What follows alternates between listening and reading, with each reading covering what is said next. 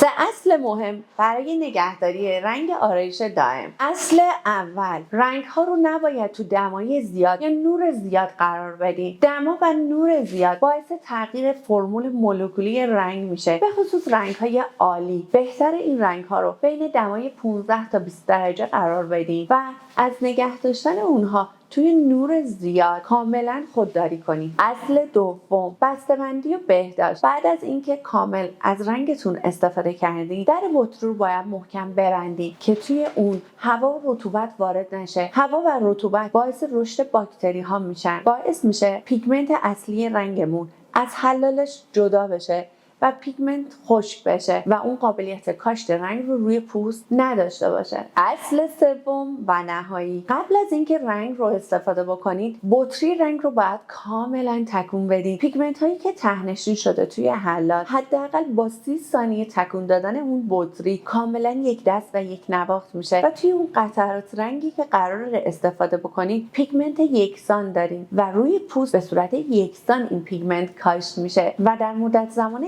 کمتری میتونید کاشت رنگ یک دست و یک نواختی رو داشته باشید. حتما این پست رو سیو کن که قبل از انجام کار بدونید باید چه کاری رو برای کاشت رنگ یک دست و ماندگاری بیشتر انجام بدید.